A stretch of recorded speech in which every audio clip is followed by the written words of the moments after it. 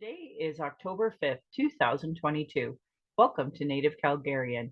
Oki, Naganago, Mekoche, Chestokom Aki, or Dekots, Nagotine Siku.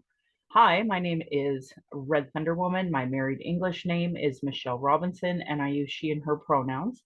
I'm here speaking to you on the lands of the Niitsitapi, which is the Blackfoot Confederacy. The Blackfoot south of the imposed Canadian-US border are the Blackfeet, and north of the border are Siksika, Gunai, and Piikani of the Confederacy. These lands are Treaty 7, signed September 22nd, 1877, with signatures that include the Blackfoot Confederacy, the Wesley, Chiniki, and Bearspaw Nations of the Stoney, and the Dene from Tsuut'ina.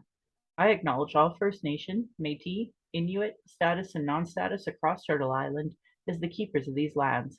All non-Indigenous people are treaty partners, with the government signing on your behalf. As it is Pride Month, it's important to understand the straight agenda and gendered violence was and is continuing on this land by Christian outsiders. Land acknowledgements are critical for creating a safer space, as well as honoring the Indigenous hosts and acknowledging your role as a treaty partner in a so-called time of reconciliation. It's important land acknowledgements have meaning. I encourage all to introduce themselves with the acknowledgement of their ancestors, their stories of displacement, how you perceive your role as a treaty partner, a citizen of Canada, a refugee, or any other land displacement, so we as Indigenous people know how safe you are to be around.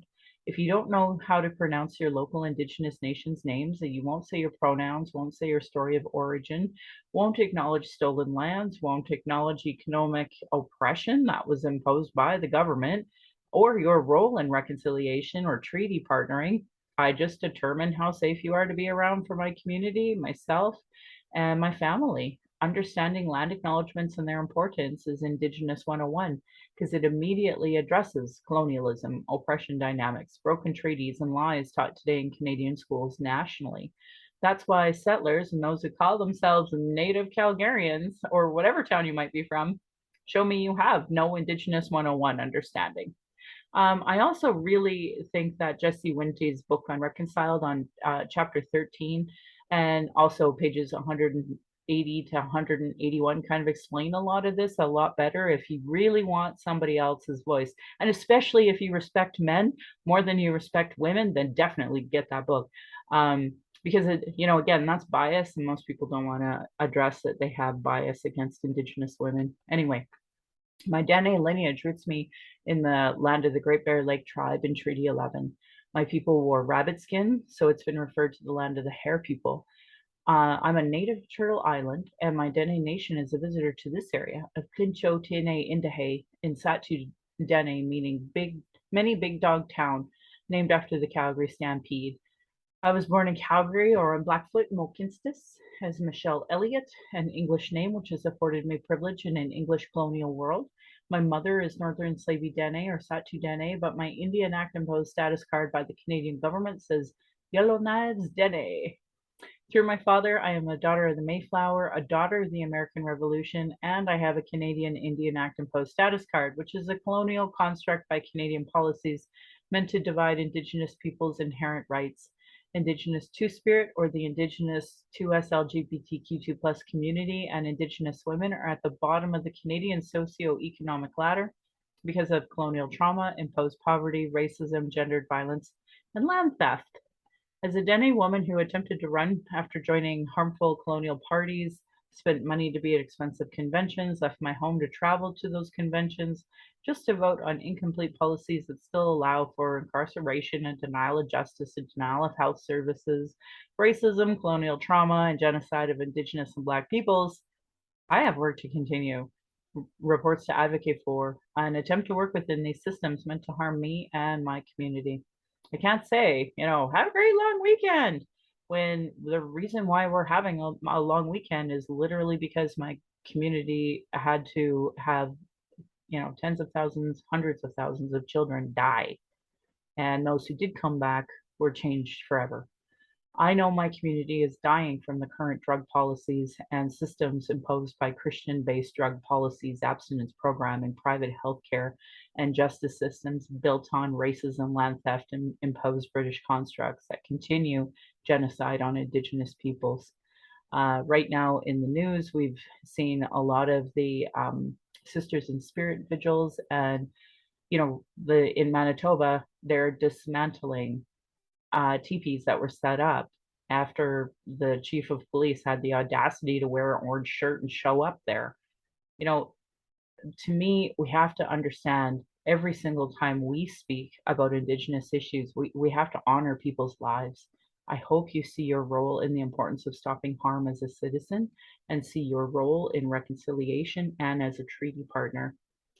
I honor the Blackfoot and the elders as the members have been so kind to me on my Red Road journey. Elder Red Crane taught me how to pronounce my spirit name in Blackfoot, and Leonard Kenny taught me how to pronounce my spirit name in Satu Dene. My humblest apologies to the Blackfoot and Dene elders and language keepers as I try to learn proper pronunciation. Any mistakes or misinterpretations will be on me. I get a kick out of Michael Myers. He always made this joke in this one movie, and it was like, you put the wrong emphasis on the wrong syllable. And a lot of the northern Dene teachers, they always say, you Southerners, you don't pronounce these words right. You have to put more emphasis over here. So anyway, any mistakes and misinterpretations in general, not just not language, but beyond that, will be on me. I encourage questions so that it can be cleared up as soon as possible. I do not speak on behalf of all Indigenous, just like Justin Trudeau doesn't speak on behalf of all Canadians, or the Premier doesn't speak on behalf of all Albertans. I just share what I know as I walk down my red road. I've also been accused of not being kind enough while surviving genocide.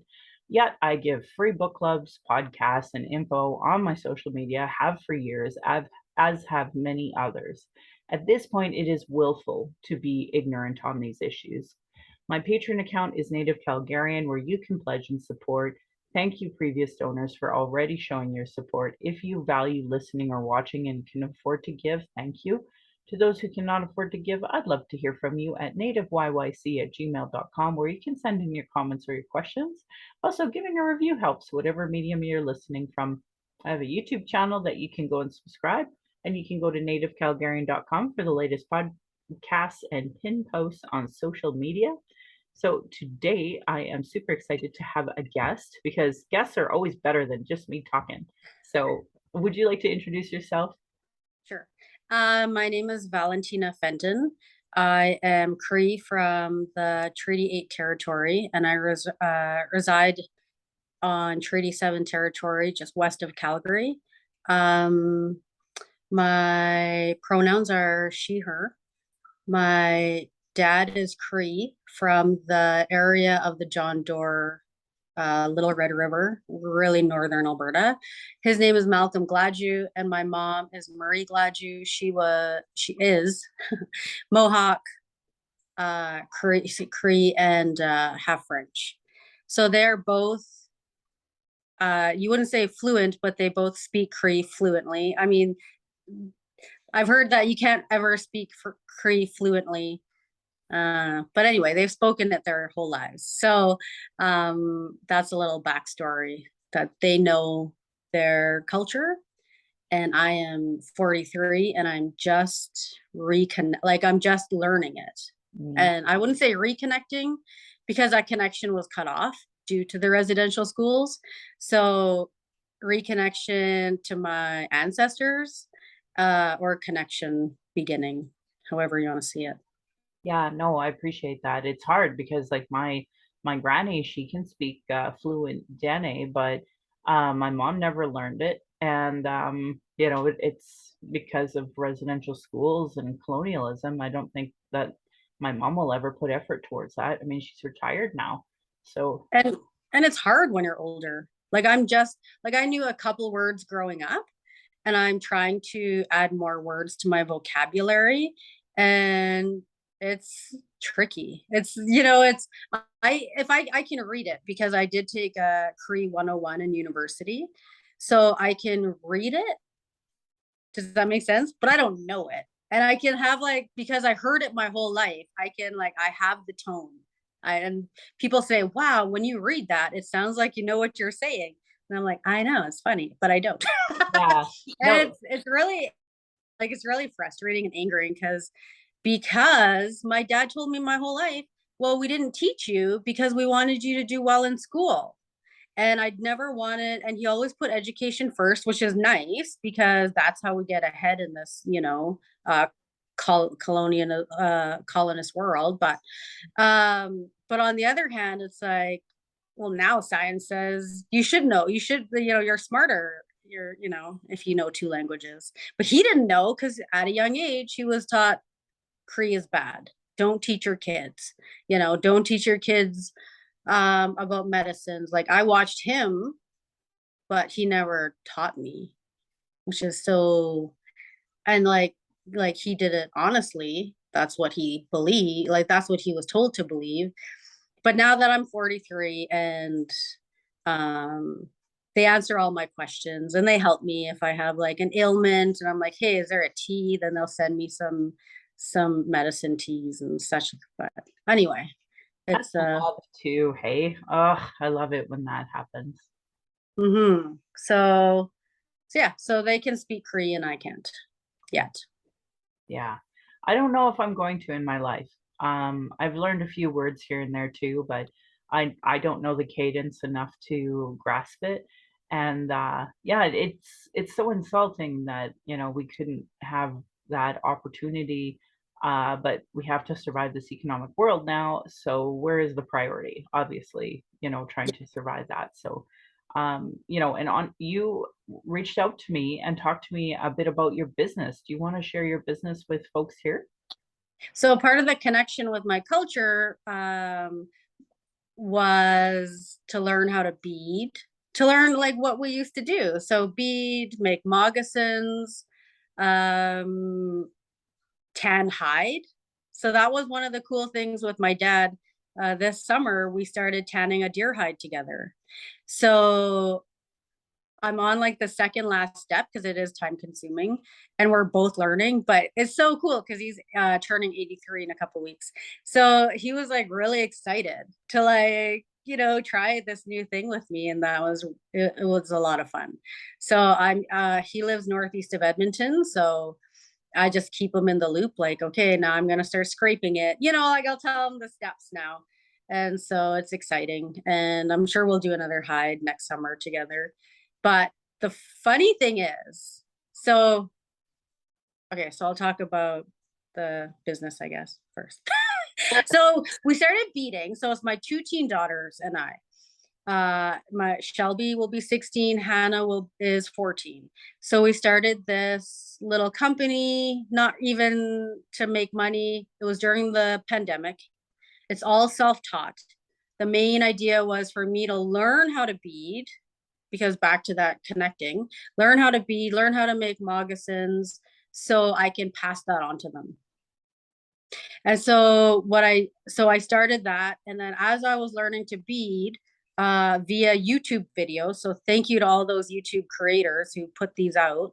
I was beading, and I thought, I wonder if I could sell some of these and like donate money. You know what I mean? Like just so I started that. So I started selling and like at markets such as Authentically Indigenous Market was my first market. And so we started generating some donation money. We donate to organizations that are grassroots, because I've used to fundraise for the neonatal intensive care unit in Calgary. Hmm. And I find that grassroots, I like how it's directly from me to them. Like there's no overhead costs there. It's all volunteer, whatever charity we share with, we try to do it like no overhead cost at all if possible, because I don't make a lot of money, so it's like I really wanted to go far. Yeah. So we started doing that, and then you seen my me talking about the orange t-shirts. Mm.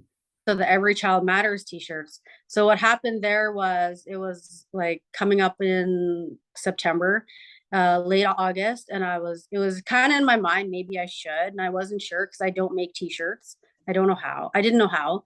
And then a friend randomly texted me, hey, Fenton Gals Beading should sell some orange t-shirts. And so I was like, I was thinking that. And literally the next day, another friend on Instagram had posted that there was a non-Indigenous woman in my community creating, and it looked like she was kind of just copy pasting, which I'm like, oh, so wrong. And we're so wrong in so many ways. And I was like, well, how about I make some t-shirts and then people just have more opportunity to support Indigenous artists, and I try and take that back. So a lot of the things, like, back in the back of my mind, I'm like, I'm gonna take that back. Do you know what I mean? Like moccasin making, I'm gonna help take that back. Yeah, Like, good. yeah. So that's how. And then with the Every Child Matter t-shirts, we sold. So I had to buy the equipment. So I put up the seed money to buy the equipment in the hopes that some people would support this, so I can, at least cover costs. And then, so I made a design. My daughters and they helped uh, a little bit. They're in school, so they helped as much as they could. And so we ordered the shirts. We bought the cricket, made our design, delivered them. There's one youth program in Calgary, Cochrane, Minitini area, Zutina. It's called Cousins Skateboarding, and their youth program is they visit rural communities and give the kid with a portable skate park. So that's pretty cool. So they set up a little skate park, then they have a safe place for these kids to come. If the kids don't have a skateboard, eventually Cousins gets donations from other skateboarding stores, and they'll gift them a skateboard Nice. and the helmet. Nice. And then they did a shoe drive last September 30th. And so they had skateboard shoes, like Vans. Vans had donated. And so they're giving these kids like something else, something fun to focus on. And so what our intention with the Every Child Matter t-shirts was to help the people that are directly affected by the residential schools. So it was like to help with the youth program or to buy books. So not only for education, but so these children know I'm not alone. Oh, this is why this is happening in my life, like the intergenerational trauma. Just basically so they're not alone, because I didn't know this stuff growing up. We weren't taught it. No one talked about it. My dad barely talked about it. He's a survivor. My mom is a day school survivor. She didn't talk about it. And it honestly isn't until this past year that my dad is starting to process what happened to him. Like, he just said to my mom the other week, hey, I know why I don't like to hear kids cry, because I had to hear them cry every night. And we didn't know that growing up. Like, he didn't like to hear my kids cry, and he'd want to take them out of their car seat while we're on the highway. And I'm like, that can't happen. I was like, no, that, like, you're just going to have to hear him cry. But now I know, like, why he's like, just take the baby out. I'll carry the baby. I don't want to hear the baby cry. And I'm like, well, that's unsafe, Dad. So we can't do that. But now I'm like, oh my God. So, so yeah, that the orange t-shirts is to help. We gifted an elder a tablet, because they live in a rural community with no cable or anything. So we gifted them a tablet. We're gifting, because a lot of us believe of Turtle Island, like there's no actual boundaries, right? Like that wasn't made from us. So helps places in the States.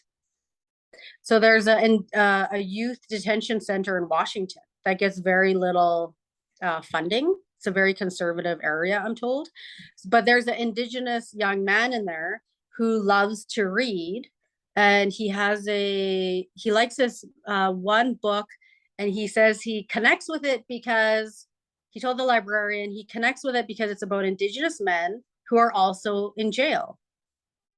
And I was like, that's cool. I'm glad he has some connection, but let's have him connect with the beautiful parts of being Indigenous, like his culture, where we come from, the history of some of our leaders. And so he can have other ways to connect I have a rather book than. I want to give you now that you said that. It's called He Who Dances. And it was scholastics out of all places. And it was literally about a young Indigenous boy trying to reconnect to who he was. And he found some kind of dance area and he learned how to dance. And, my daughter felt really connected to it because yeah, I hate the terminology we've been given and, like when you're half or whatever, right? Like you don't feel Yeah. full. So anyway, because it was a half breed kid, she felt really connected to it too. So, I should give you that book to give to him because it's a great book and she loved it so much. Sure. She made me read it. And then she Yeah. wanted her dad to read it. And I don't know if he ever did, but I don't know if he ever will. So I might as well just give it to him. Oh, that's so nice. Thank you. Yeah, he would like we just did the book drive for the whole detention center, not through me, through another organization. And so called the Imagine Society. And that's teen led. So that's the coolest part is teen led Yeah. and they're open. They help so that's like an umbrella and it's all teen led volunteers. And so we share our funds with them. And so that's how we got connected to this young man. And I was like, I talked to my husband, who's Scottish descent, and he said, yeah, absolutely. Because I was like, let's donate a book a month. Like every month, let's donate a book for him. And he's like, 100%. Like, yeah, let's do that. Because I was like, I'm going to spoil this child. I don't know him. But he's going to know that he is not alone. And he has people thinking of him. So, and I guess that would be my intergenerational trauma healing. That's how I see it. Some people say it as like, oh, that's from your trauma. I'm like, it's also from my healing. Like I look at it that way. Like I'm on a healing journey. I'm not sympathetic even to myself, but I'm very empathetic. So Yep. Anyway, so we started this business in the hopes of connecting with our Indigenous roots and sharing our beautiful culture with people and giving them the opportunity to support Indigenous artists and to learn about our culture. What is your book called and where do we find it? Oh, okay. So it's called Fenton Gals Beading. And we have an Instagram page and a Facebook page. And I'm like, my personal is on Twitter, and that's how we connected. But the Fenton Gals Beading on Instagram and Facebook is really a non-political place because how I see it is it's a sacred place to me. Mm-hmm. It's where I talk about my cookum and my dad. So I'm not only speaking for myself. So I just like, but if you see me on Twitter, like I get pretty fired up because that's my page.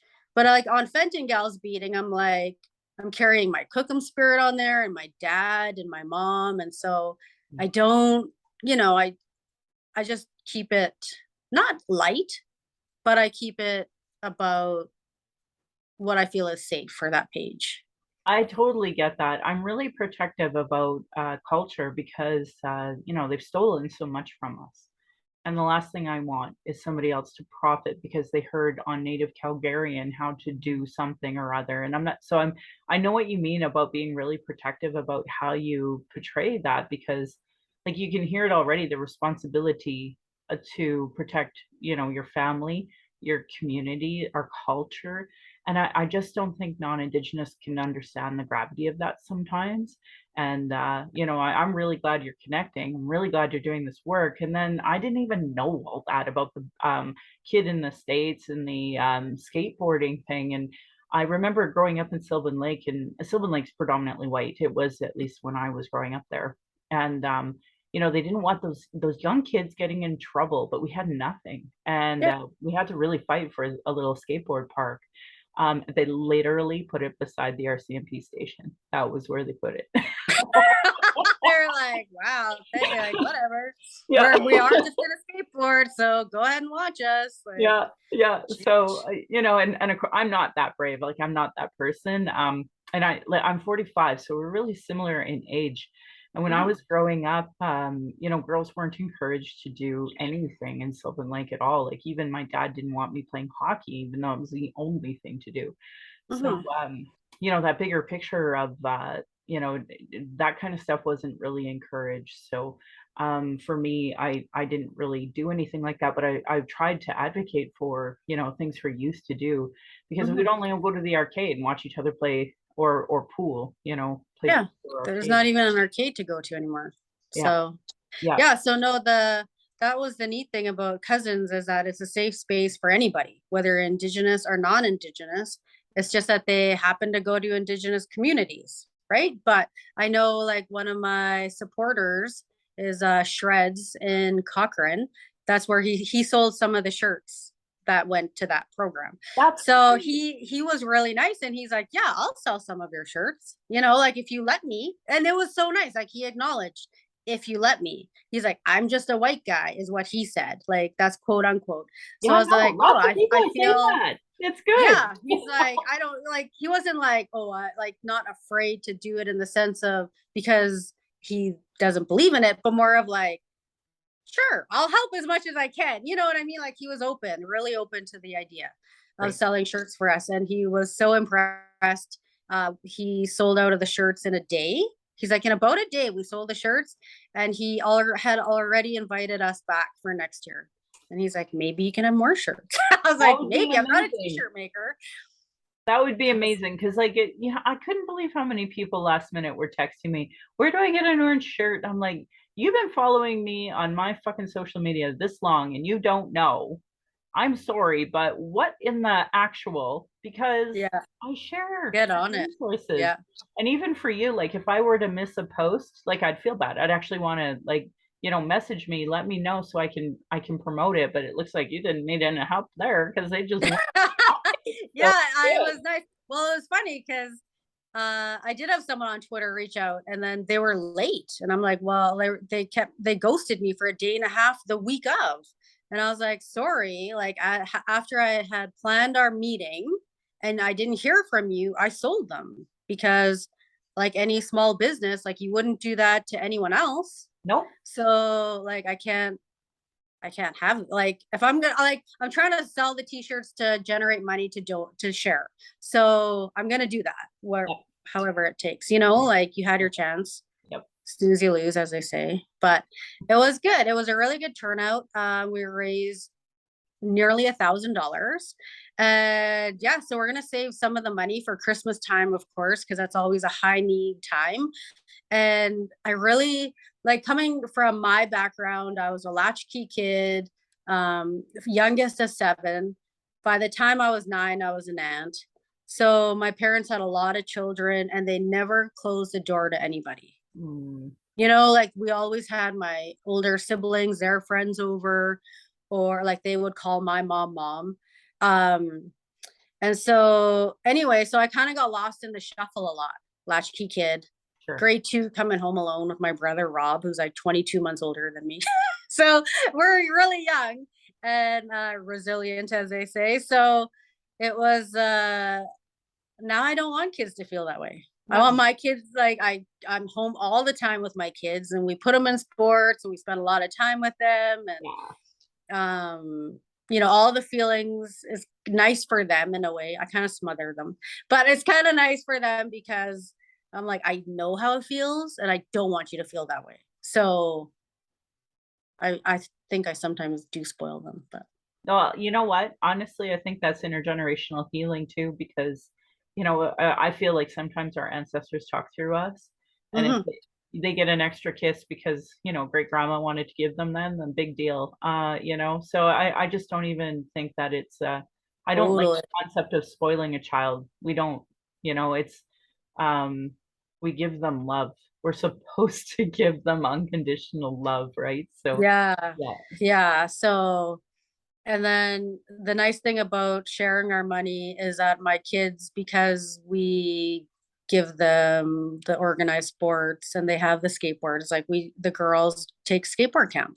Nice. So, because they get these opportunities, we also want them to see that and to help the ones who just need a hand and don't get those opportunities. Like, I bought toys for a food shelter in New York City and to hand out. And my 5-year-old said, "Why do you have that Spider-Man?"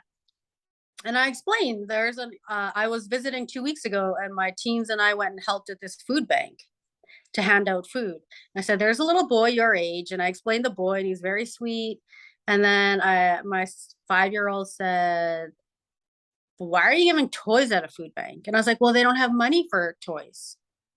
So the money goes, if they have any, to food. Anyway, I said, but you don't need any, right? Because I want him to also understand, like, I'm not taking from you. And he's No. like, no, I already have two. Yeah. And I was like, there you go. Good. Yeah. As long as you know that this new toy you're not getting that you see in the truck, but you already have two. So that's fine. Good. So it's Yeah. all just trying to heal these kids from what happened to us. Yep, I think so. And if we give them a good foundation, a good base of love, we've healed from that, um, literal hate that our Mhm. grandparents and parents had to go through. So to And me, that we go through. right? So It's like, uh, yeah. So the connection with my beadwork was really neat because my husband is a team roper, oh, and he's learned horse skills his whole life from his family. yeah. And so, but I never had that. And so when I started beading, I bead straight onto the moose hide. I don't use felt yet. I might someday, but I don't use the felt. I go straight onto the moose hide. And that's after I started beading, my parents told me your cookum used to bead. So my dad's mom used to bead. And so again, I have no idea how long it should take to beat anything. And so on Facebook, I'm like, hey, I started this moccasins. Hey, I'm done the moccasins. And then my friend who is Dene, she said, that's really quick. And I was like, oh, is that? Because I'm like, I have no idea. I was like, that's cool. And then one day I was making moccasins for an order. And so I had this flower and I had plans in my head to put leaves on it. And at the last second, I was like, you know what? I'm going to have seeds coming out of the middle. So you have like the petals and then in the middle and then seeds coming out. And I was like, yeah. So I made it that way. And I always send my parents photos. And my dad said to my mom, just like my mom used to make. And I was like, really? And they're like, yeah, that's the flowers. And I was like, that's so funny because it was not in my head. It was not a plan right up until literally I had the beads on. And I was like, wait a sec, let's try this. And so in our culture, we know our ancestors are with us all the time. And that's just to me, my cookum saying, hey, I'm with you and I'm giving you my ideas. And it was a beautiful flower. And it was, yeah. So I know, and there are other stories of her that I don't want to share globally because they're a little too special to me. So yeah, so I know she's with me when I bead and I welcome her. It's really fun to know that I do have something um, that I got from my family. When I learned how to ribbon skirt make and even some of the beading and every teaching I've ever heard when it comes to us doing this is that you smudge Mhm. while you do it. Yep. And it's so clear why, because we're actually like hanging out with our ancestors, even though we think we're sitting there by ourselves beading or whatever it is we're doing, we're actually Yeah. just hanging out with our ancestors too. And it's kind of fun because sometimes I'll like hit a wall and I'm like, okay, Cookum, you want to give me like some ideas here? Because I have no idea how to do this. Like, I need help. And then another cool thing, I feel like this is like pretty solid story. So my dad has the tools my cookum used to flush with. So we have certain tools when we tan hides, and one is called a flusher, Yep. and he has hers. So she passed away 20 years ago ish, and so these tools are old, Yeah. right? They're like 60 years old at least, Yeah. and so my mom sent them to me through Canada Post. And Brave. so she had them wrapped. Yeah, I know, right? So they really wanted me to have these tools. And so she wrapped them all up and then she sent some dry meat, which is amazing. So, Love. so yeah. So she had them all wrapped up nice in a box. And she sent them on a Friday. And any of us who have sent stuff with Canada Post, they're not the quickest or really sometimes the safest. But anyway, she had tracking on them. I got them. So she sent them Friday afternoon, northeast of Edmonton. I got them Monday. Oh, that's great. So I was like, when did you send them? She's like, on Friday afternoon. I was like, I got them. So I was like, you cannot tell me that my cookum was not there, like moving these things along. She's like, dude, I can't believe you used Canada Post. Oh my goodness. Now I have to help you get these safely. So yeah. So within like a few days, I had the tools like a Monday weekend, and then I had them. Yeah, it's Right crazy. on. So Oh, it's that's special. such great. That's a great story. I love that story so much. I Uh, yeah, the my granny, she used to be like moccasins and stuff for me, but my parents had a brutal, disgusting, awful divorce. And anything that was even somewhat indigenous kind of got tossed. So mm, yeah, it sucked. But ironically, because they had such a bitter divorce, it's not like they weren't in my life.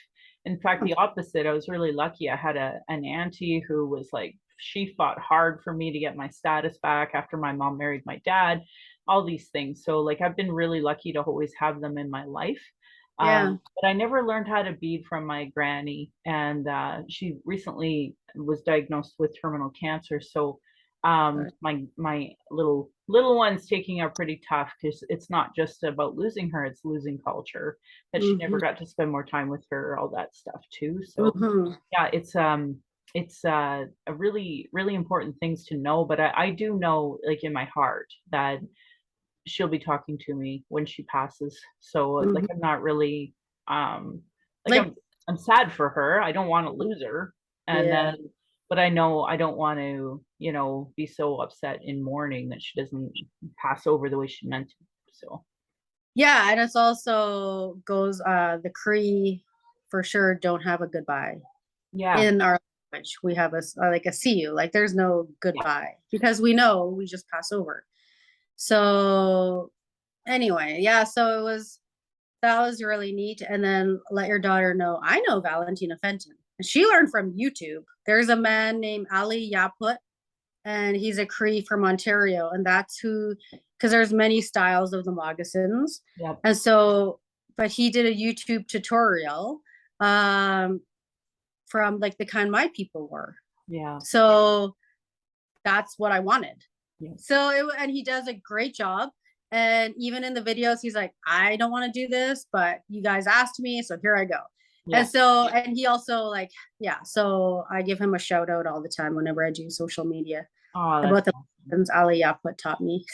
All right. Well, I am going to grab all the links from you that you want me to promote. And is there anything else you'd like to add for tonight? How much time you got? No, just kidding. I wanted to quick touch on culture appropriation. Sure. Okay, so culture appropriation. What is culture appropriation? Many people have opinions and ideas, and it's a little fluid. But the bottom line is, if it's indigenous, if it comes from indigenous people, and an indigenous person or company did not make it, that is called culture appropriation. So recently, I noticed on one of my email spams, I never paid attention to this company. I don't know how they got my email address, but the title was "Come meet your tribe, come find your tribe at our wellness convention," and the tribe, right? So I looked, and I was like, "Huh?" So I opened it up, and come meet, come to our convention, basically come meet people, but they use the word tribe, and that carries a lot for indigenous people. So I looked onto their website, and there is a non-indigenous looking woman in front of a teepee. And so we know, like, through our, some people come out different colors. My son is very pale with green eyes, but he's Cree. So I was like, so I emailed her quick, and I said, hi, my name is Valentina Fenton. I am Cree from the Treaty 8 territory. I was curious to know if you were Indigenous. Thanks for your time, Valentina Fenton. reply was almost immediate. No salutation, no hi, just no, I am not Indigenous. And then like their name stamp. And I was like, okay, so now you know I'm getting the vibes that you know you're doing something wrong if all you're saying is no, I'm not Indigenous. And I just said, okay, well, you are culture appropriating using like the jargon tribe. Your photo is in front of you of a teepee. Our culture is not a marketing gimmick. We do not appreciate it. Please stop it. Good luck on your new perspective. And so my idea why I call people out when I see the when I see them is because I'm like, my ancestors, not even really ancestors, that sounds like a really old term, like 20, like, you know, my great great grandma, great great great cookum. I'm talking my dad. My dad survived genocide Yep. attempt. Yep. So it's like, no, No. because he couldn't be Indigenous. So now you're going to try and use this beautiful culture without dealing with the messy part, because there's a lot of stuff we're trying to fix now. Yep. And you want to use that to sell your convention. Yep. And I was like, no, not on my watch. I'm going to let you know it's wrong. Now you know. Now it's your turn to go educate yourself. You know better. You Yep. can no longer say, oh, I didn't know. Because that was her reply. I didn't know. And I'm pretty sure you did. Because like, I'm not going to like argue with you, but you literally just said, no, I'm not Indigenous. Right? Like there is no hi. There is, oh, no, why? Are you curious? Or, you know, like there was just straight away, I got the vibe there was guilt. And so that was it. That was all that was done until I posted it on my personal Instagram page of what I was dealing with. Yep. And a non-Indigenous person went to that company and said, hey, what's up? Started asking, you know, educating them on why this is wrong. Her response was, did Valentina Fenton send you? And I didn't even know this conversation was going. And the non-Indigenous person said, no, this is on me. Yeah. Like I want to be an ally and an anti-racist. Yeah. So I have learned to educate other people. Yep. So yeah, but that was her first thing was, oh, did Valentina Fenton send you? And I was like, I don't send people. Like I don't have a gang. My gang is my 4 children and my husband. That's my crew. Okay, so can we pause that for a second? Actually, it's also a violation of your privacy because like why would they just name you? Like that's wrong. You know, and so it was actually a violation of your privacy for them to even have named you to somebody else. Because so for example, if I'm calling someone and they know I'm calling, and I can't speak on behalf of someone. Yeah. Right. So like a lot of my advocacy, I have to be there with the person. Yeah. And even then they're still hesitant to be like, you know, are you sure Michelle Robinson should be here to listen to this, et cetera, et cetera. Right. So for them to have just named you is actually a huge violation of your privacy. And so it was really wrong for them to have done that anyway, because if they sent out a mass email saying, you know, come find out about your tribe and I have a picture of me at the teepee, honestly, there should have been, if there was 200 emails that went out, there should have been 199 others people coming back at it. But for them to specifically name the one person out of the 200 emails is actually a violation of your privacy. Oh, well then. I'll have to look into that now. Yeah. So because yeah, there's more to this story, but involves other people. So I was just like, that was just like my line. Like I just want people to know like what is culture appropriation. Yeah. Because a lot of people don't know. Yeah, and actually are those earrings? Yeah, I made them. Jesse Wente's book talks about it too. I really encourage people to listen to that book if they're not readers, because like, you know, we have to quit with this cultural appropriation. It's not okay, because it's not enough the land was stolen, that our culture was stolen, our language was stolen. Like you can't steal our stuff too, right? So I really appreciate you taking a moment to give light on that. Yeah, so we'll go to unpause and then I'll explain also why we should not culture appropriate. Oh, Paused. okay, we'll just make that work. Yeah, so um so I wanted to touch on that, and then also the culture appropriation, why we should not support non-indigenous who are making indigenous items, is because I heard a podcast recently, I can't recall who it was, but they were saying it's just another way to steal from us. Yep. So now because we have to build ourselves up economically from the residential schools, the reservations, where we have to make, come up with new innovative ways to make money economically. Yep. So when you're stealing our beadwork or whatever to make money, that's taking from our community to feed our families. So it's another way that you're like stealing from and starving us in a way, right? Because how else do some of these families really, that is their income.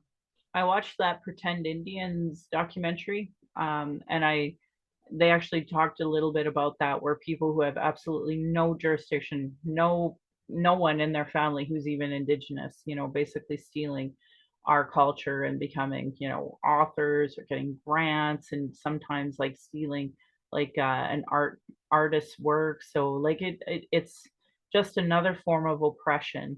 And Yeah. I know a lot of non-indigenous artists are like, "Oh my God, it's so about the art," but then they don't see that they're already benefiting from white supremacy and genocide of indigenous people, and now they're just perpetuating it in their way as well. So I'm glad you Yeah. talked about it. And then there's the fine line of, if you don't want to culture appropriate, but you want to wear our wares, which is we honor that and we're so grateful. But also to do your research, there's a company on Instagram that I know, and they have over 21,000 followers. And so on September 30th, they walk a fine line of indigenous owned. The primary artist and builder of the earrings is Filipino. Her mom is Filipino and she builds the earrings. Now the husband is from a community in BC. So he builds, I don't know how many, but that's where they sit on that. They're like indigenous owned. My husband is indigenous. He builds some of the earrings. I'm like, okay, but you're Filipino and you're the primary artist. Can we honestly but I don't ask. I'm just like, some people ride that fine line. And so what was interesting on September 30th, another influencer with over 250,000 followers did a story saying, and to honor September 30th, I'm wearing so and so's earrings, all indigenous company. And so I'm like, yeah, I'm not the only one who originally thought you were an indigenous company, right? Like now I never bought a pair of earrings from her because I make my own, but I support, indigenous companies. So I follow her, but you have obviously customers who are led to believe that they're wearing indigenous made earrings, all indigenous is what they said. Yep. And so she took the responsibility sort of to restory that with their bio, but that lasts 24 hours and then it's gone. And then so all these new customers and all of the other don't realize that this company is walking a fine line on what is indigenous owned. Like, if you're the primary artist and the primary builder and your mom is a builder and you're not indigenous, are you an indigenous? Like, can you do that? I don't. I'm just like, it's too much. So if you're going to buy earrings to be like 100% safe, do your research and you'll know. Well, I right? think Like the importance of what Autumn and Malrin were talking about with authentically indigenous, like, they vet who comes to their art show for this reason, because there's so many, like there was a predominant white woman here who had married an Indigenous man, took his name, and had created this whole story about her being Indigenous when it turned out she was just like a white woman from the suburbs in Toronto, Greater Forest or Greater Toronto area. And I'm like, how dare you? For decades, you had stolen how much money from our people as a result of you. So I was, like that was a really hard one because I had loved her. I thought she was Dene, and she wasn't. So Yeah. And yeah, that's the thing, like Filipino, I get mistaken for Filipino by other Filipinos. So it's like, so if you look at her profile, she looks, somewhat indigenous. So you can't, I thought she was indigenous. yeah, And then it came out she wasn't. So after that, after I found that out on my Instagram and Facebook, I slapped that authentic indigenous artist all the time because it's mine. My people survived a lot to have that, yeah. and I'm gonna honor it. Like it's not for everybody, and not everything is for everybody. When I see a friend who's not indigenous braiding sweetgrass, I'm gonna tell her, no, you can't. That's sacred. I was like, sacred, sacred. You would not go grab the host from the Pope. You cannot grab sweetgrass from the ground.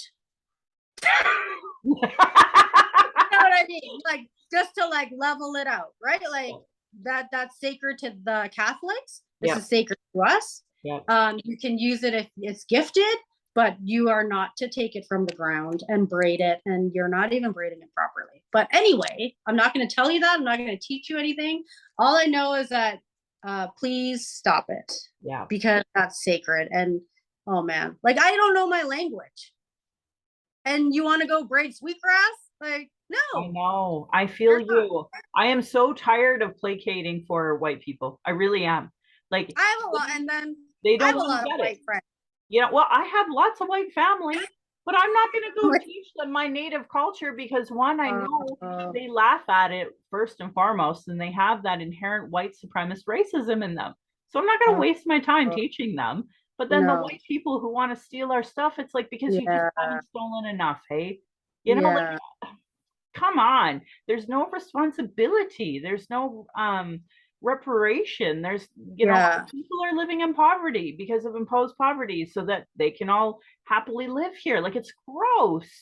and Mm-hmm. and then they expect us to give them all these teachings, and I'm like, okay, So I don't. tell me your role as a treaty partner and in reconciliation, and maybe we can start having a sacred fire or something together, right? Like can we at least be honest about your role in colonization? Let's start there, right?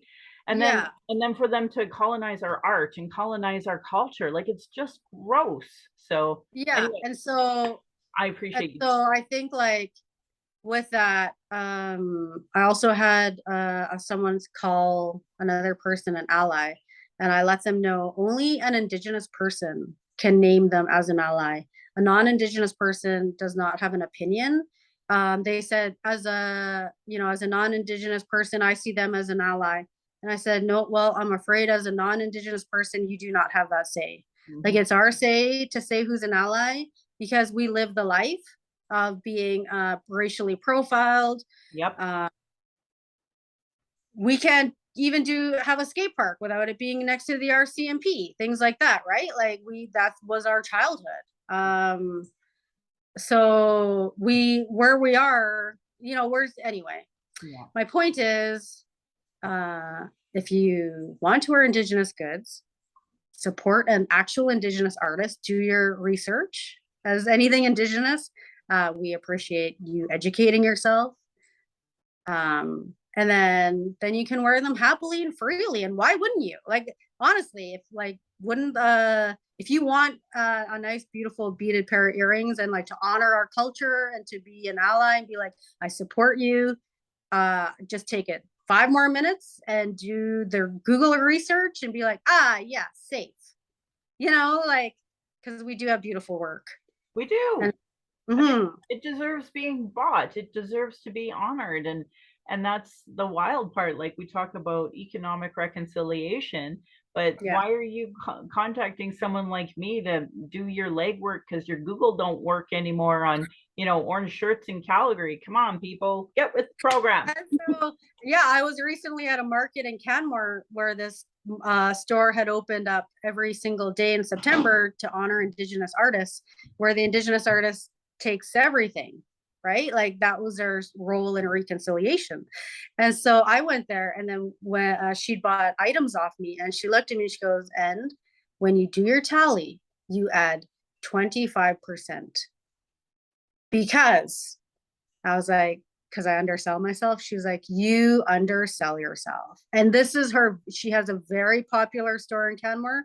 And she said, that's what she said. And I was like, nice. So I took that. I was like, she's obviously knows her business.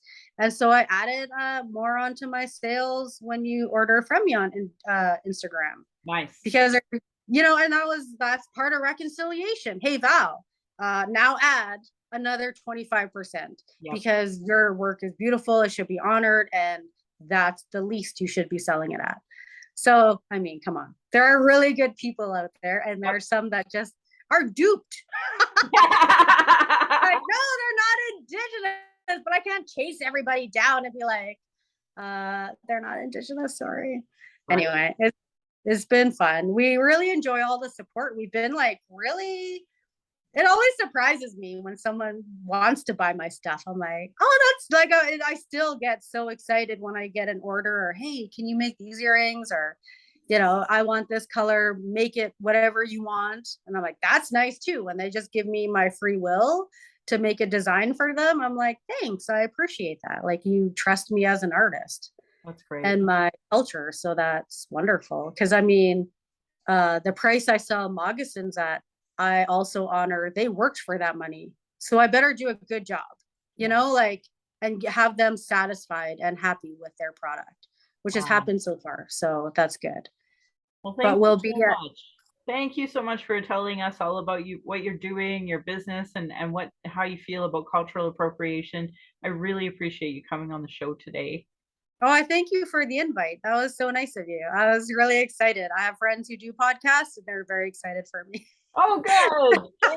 Yay. Yeah, it's a weird thing having a podcast and having other people be like, yeah, you should do it. And then vice versa. If you go on another podcast, let me know and I'll share it so that people. Oh, that's nice. Yeah, no, I have, so I got like good advice from my manager. She's volunteer.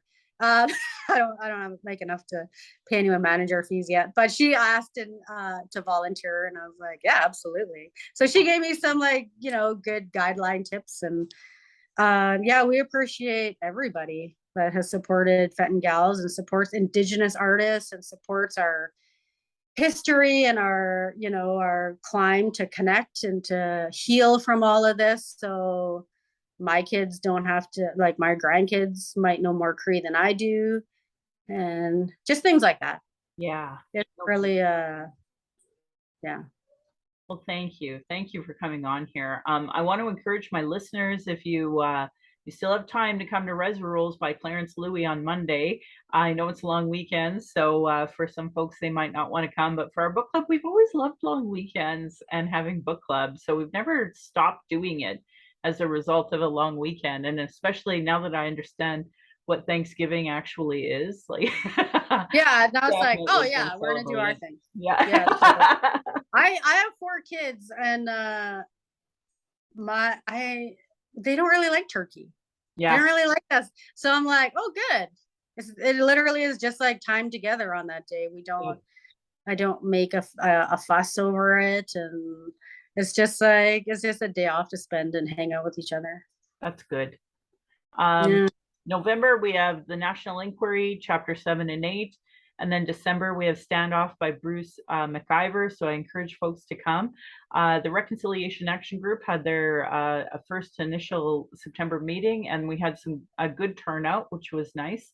So we put out a couple of releases on the 30th, and I think we might put out one tomorrow. I'm not sure yet.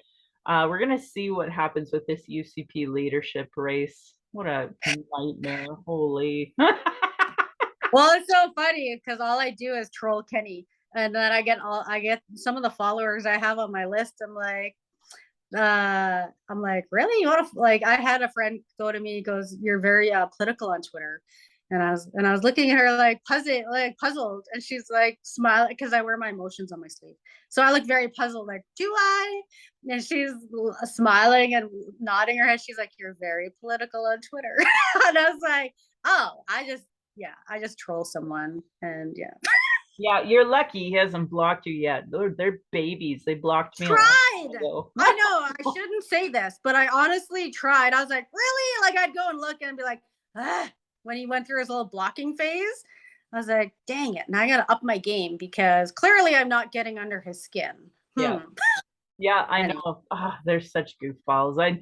It's such a nightmare living in Alberta politics. I wish everybody got out to vote more because we have such a low voter turnout. Anyway, I'm not here to talk about that. Let's finish off the podcast, and thanks again for coming on. thanks for always looking out for the little guy. Right on. Right on. I'm proud that Like, this podcast has given solutions and cultural safety or cultural first aid in all of them to create a safer space for Indigenous people of color, those with disabilities, and LGBTQ2 plus to speak. Thank you, authors Cheryl Ward, Chelsea Branch, Alicia Fritkin of heretohelp.bc.ca. They have a whole section on what is Indigenous cultural safety and why I should care about it. Their work and those cultural action tools I've said over 100 times in my podcast. So please support Indigenous work like that as a part of your reconciliation work and settler understandings. I'm just lucky enough to highlight and repeat them here. Internalized racism or lateral violence is another form of violence Indigenous and marginalized folks experienced by the structure of racism imposed on these lands. Go to racialequitytools.org. What is Internalized Racism by Donna Bevins. If you don't know what I mean and you'd like to learn some more, and if you are in any capacity, queer, trans, Black, Indigenous, any person of color, don't um, sidestep this step of what internalized racism is, because the effort you're putting towards attacking people of color, it should be put towards colonialism in general. Do's and don'ts for bystander intervention by American Friends Service Committee, afsc.org. They have lots of resources on how to act, or tools on how to intervene when it comes to seeing racism in any capacity. Indigenous have been talking about our issues, sharing our traumas in reports, commissions, and public hearings, just so it can be regularly disregarded. No more. Honor our words, honor the treaties.